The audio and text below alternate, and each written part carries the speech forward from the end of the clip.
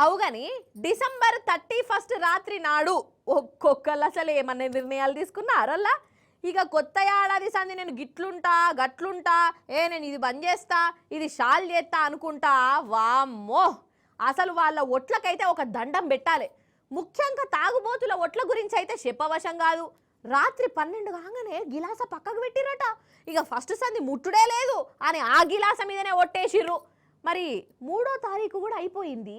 మరి ఎంతమంది ఒట్టు మీద ఉన్నారో, ఎంతమంది గట్టు మీద వేసిర్రో సరే, ఇక వాళ్ళ గురించి మనకెందుకు, ప్రతి ఏడాది నడిచే రామాయణమే. కానీ ఇప్పుడు మనం ఒక ఊరికి పోదామల్లా.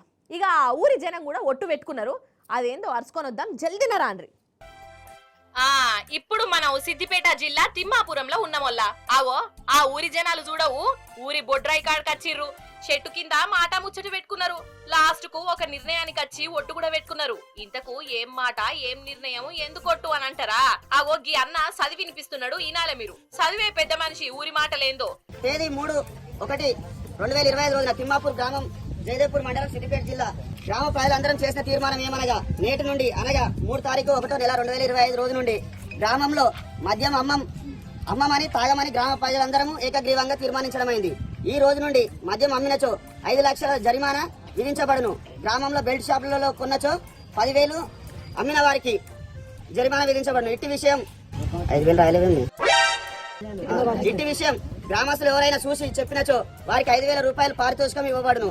ఇట్టి నిర్ణయానికి గ్రామ ప్రజలందరూ ఏకగ్రీవంగా తీర్మానించడం జరిగింది. ఇన్నరా అదన్నట్టు ముచ్చట. 3వ తారీఖు ఈ ఊళ్ళే మందు బందు. ఎవరన్నా అమ్మినా, కొన్నా, తాగినా వాళ్ళ మీద జుర్మానా పడుతుంది. మరి ఇట్లా మాట అనుకుంటే సరిపోతుంది కదా. అందుకే పోయి పెద్ద సార్లకు కూడా చెప్పిర్రు, గిట్ల గిట్ల సంగతి, మేము తాగుడు బంద్ చేసినాము, ఇగో గిదేమా ఒట్టు పత్రము అని అనుకుంటా. అసలు అయితే 31 నాడు ఎంత మంది ఎన్ని తీర్ల ఎంజాయ్ చేసిర్రో ఏమో మనకు తెలియదు. ఇక ఊరంతా కొత్త ఏడాదిలా మారిపోయింది. ఏంది మనకు తాగుడు, ఏంది సోలుగుడు అని అనిపించినట్టున్నది. అందుకే అందరి లెక్క జనవరి 1 కాదు గాని 2 రోజులు గ్యాప్ ఇచ్చి 3వ తారీఖు సంది తాగుడు గీగుడు అంతా బంద్ చేద్దామని ఫిక్స్ అయిపోయిర్రు. మరి ఇంత పెద్ద నిర్ణయం తీసుకున్న తిమ్మాపురం ఊరోళ్లను మీరు శభాష్ అనుండ్రి.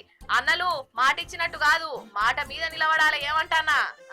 అదే గ్రామ అభివృద్ధి కోసం అందరం పాటుపడదాం. మద్యపానం నిషేధిద్దాం.